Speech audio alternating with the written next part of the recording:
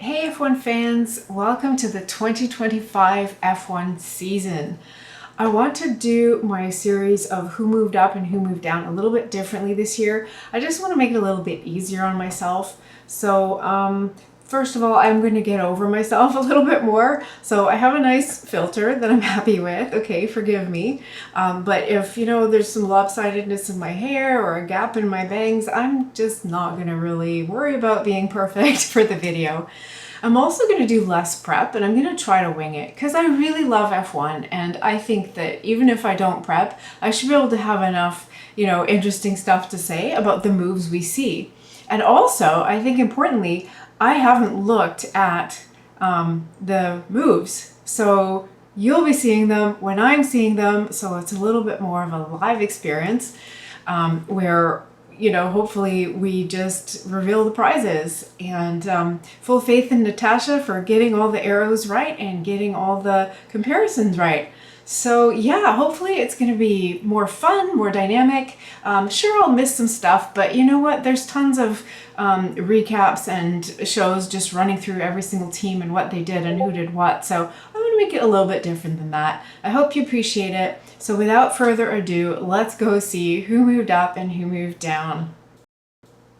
Okay, we're going to start with the team championships, constructor standings, and I'm going to compare, of course, where we left off last year at the end of the championship of 2024 and now after the first two races of 2025, because again, I'll be doing a video after every set of races. Okay, oh my gosh, let's take a look. Okay, our first batch of who moved down. Ay. Yeah, that's right. Holy smokes, guys. So Ferrari, like in the most recent race, 2 disqualifications. So that's ouch. That's really ouch. Aston Martin, yeah, actually Stroll's been doing a little bit better than Alonso, which is crazy. And Alonso just has 2 DNFs. So this is basically Stroll as the only driver. Actually, that's not too bad.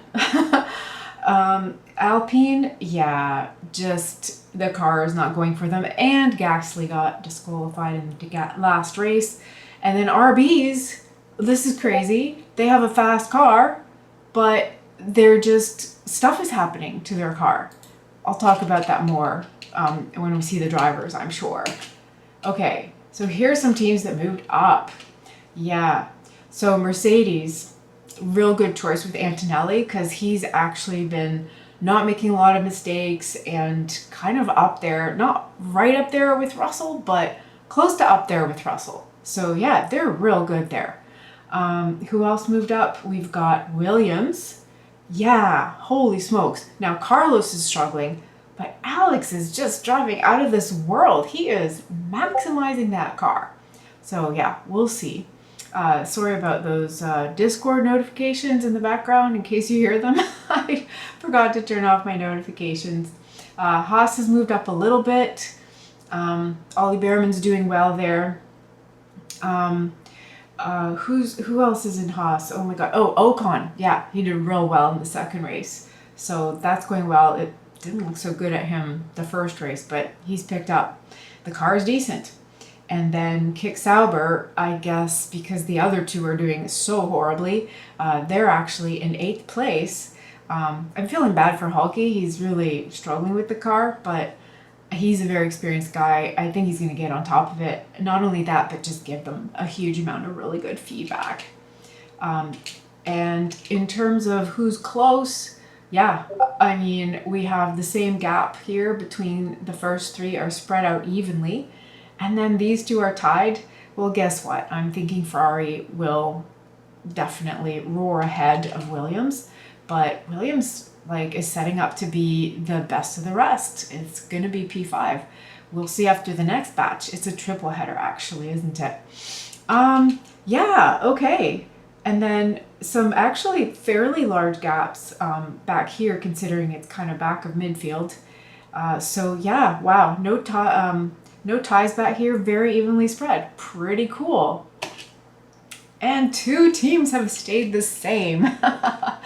So as I think everyone expected, McLaren kind of kept their strength. They've not been messing up strategy. Oscar had a slightly slow pit stop, but that's it. And Red Bull, amazingly, being again only Max. Where is Liam Lawson? Is solidly in third place for now with, like I said, Ferrari going to be a big threat. Okay, wow, that was exciting. I hope that was cool for you guys, seeing it all at the same time as me. Okay, oh my gosh, let's hit up the drivers.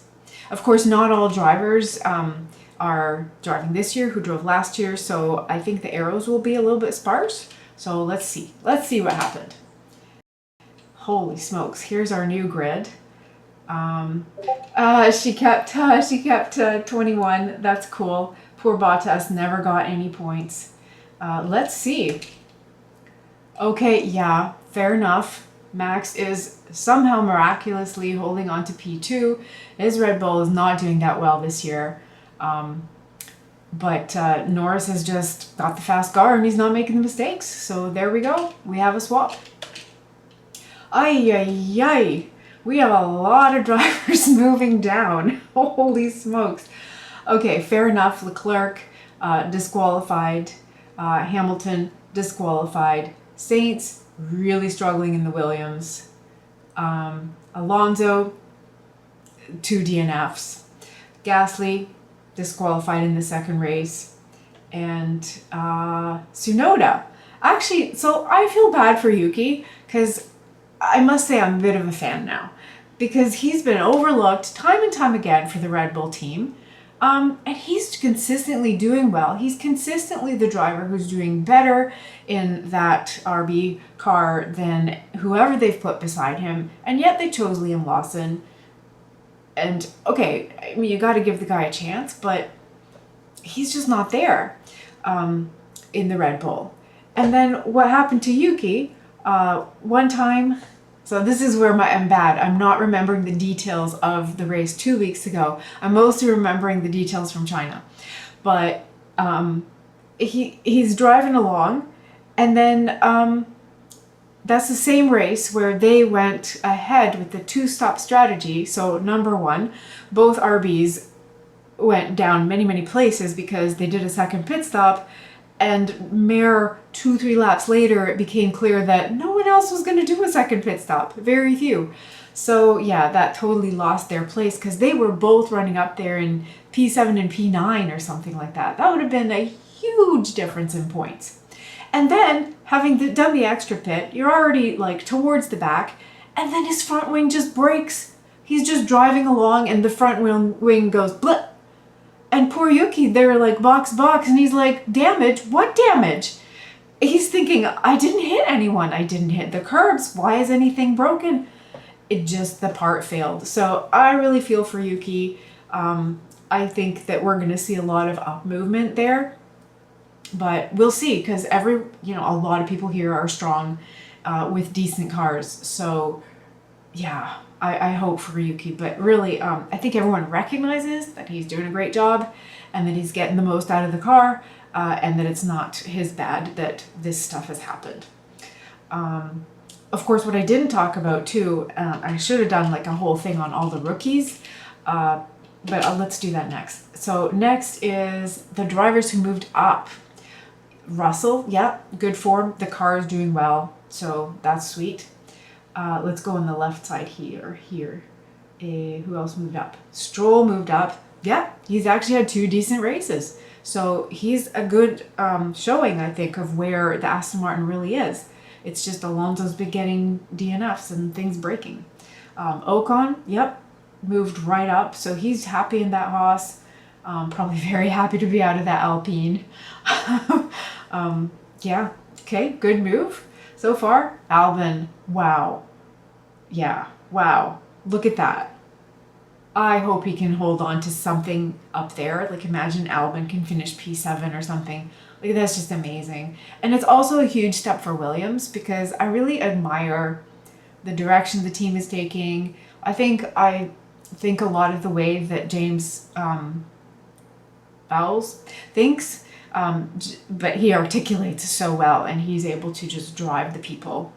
He's very organized in his thoughts and his approach and what needs to happen, and he knows there's a timeline and that we need to do this first and then that. I mean, that's just me as well. So kudos to them. They're getting their car together, and Albin is absolutely getting the best out of it.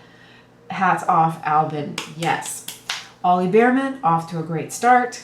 Not quite as good as Ocon in that second race, but very respectable. And Lawson, okay, so he moved up from last year, but he's still one of the 0 drivers, and there are some extenuating circumstances, so who knows what'll happen. Maybe he'll move up, maybe he'll continue to struggle. He needs a good weekend, I guess. Like everyone says, you gotta feel something, feel some confidence in the car, momentum, without it slipping on you, without it betraying you, without it not being able to brake on you, or whatever, go against your driving instincts. I'm not sure if the car has what he needs. So this is what I wanted to say about Lawson too, though. Like, if you listen to Peter Windsor, he's another awesome YouTuber around Formula One. He really talks about how different drivers do corners, and they have different styles. And Perez had a style, he was very gentle on the brakes, and he compares Lando to kind of that style. And then Max has a certain style where he needs a lot from the front of the car. So guess what? The Red Bull team has given him that, and the car is very friendly and front oriented.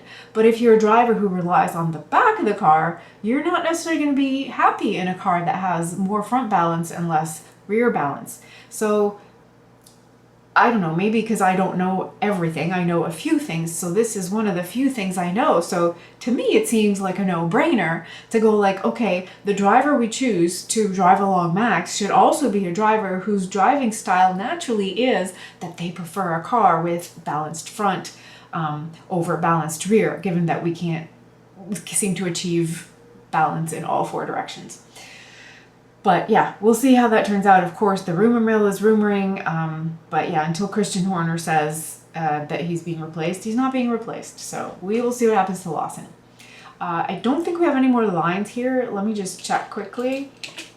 Oh, yes, we do.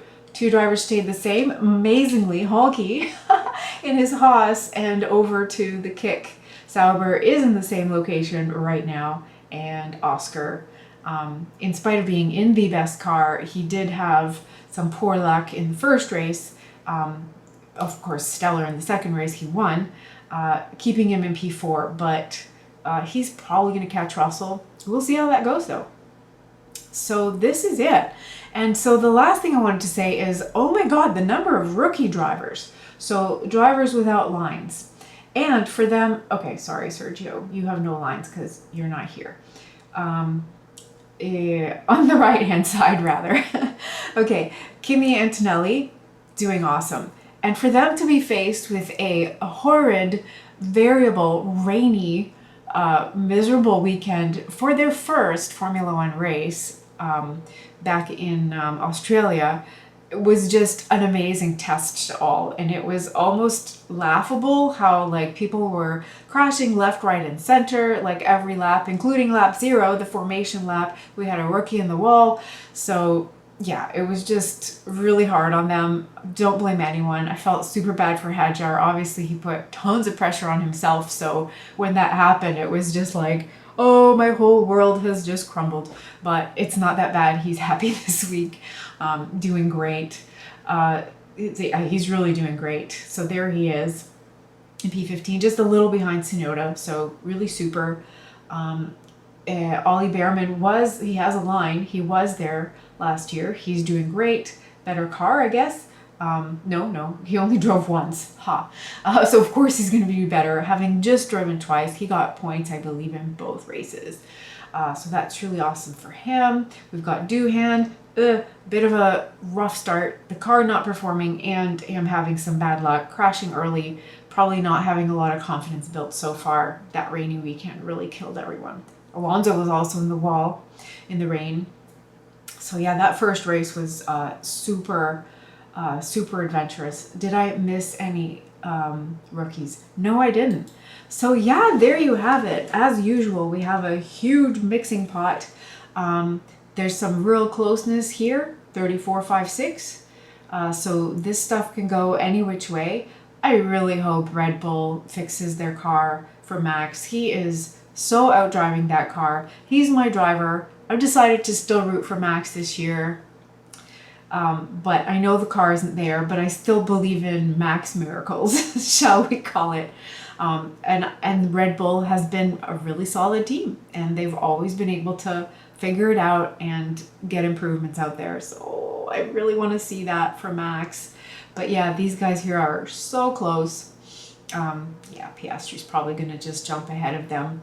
We have a tie here between Ocon and Stroll. We have a lot of closeness. Hamilton, Leclerc, well, Ferraris, they're both going to just jump right up. Hamilton won the sprint race in China, so he was on cloud 9, but then they changed something. Like, why touch it? But I think they changed because running a long race with high fuel is a whole different ball game than running a sprint race on a certain tire with everyone else. So I get it, didn't pay off. But hey, he's in high hopes. Leclerc's really good form. They're going to go up. That's it. We have some closeness here between Ajar and Carlos. I hope Carlos finds some speed in that car. Otherwise, he might be dropping, because those RBs, when they stop making strategic errors, they're going up. And then everyone else is just tied for nothing. We'll see who scores first. Yeah, it should be all of them really, but we'll see. Oh, no, sorry. All of them will not DNF. Not all of them will score. We will definitely see. Okay, yeah, I should try to place my bet. Alonso. That's obvious. Who else? Hadjar. Who else? Not the Alpines. The car is too horrible. Bortolato, maybe. Yes, maybe. He needs a good weekend though. And I missed him in the rookies drivers, so he's there. He's getting his wings. He's a driver who knows what it is and knows what he wants. He's very switched on, but I think stuff hasn't been cooperating for him with the car or traffic, so we've yet to see what he can do. Lawson literally should be getting a lot of points. We'll see about that. Okay, so hope you liked that. Of course, it's the beginning of the season, huge amount of jumble, but I hope you like the format. I'm just winging it a little bit more. You know, feel free to fast forward if I'm rambling too much. You know, feel free to pause on the graphics. I love seeing this, and I hope you do too. Share it with your friends that also like F1, and we'll just be a little more relaxed about it. And I didn't even look up what the 3 countries are, but there are 3 races, and I will see you after the 3rd one. Enjoy!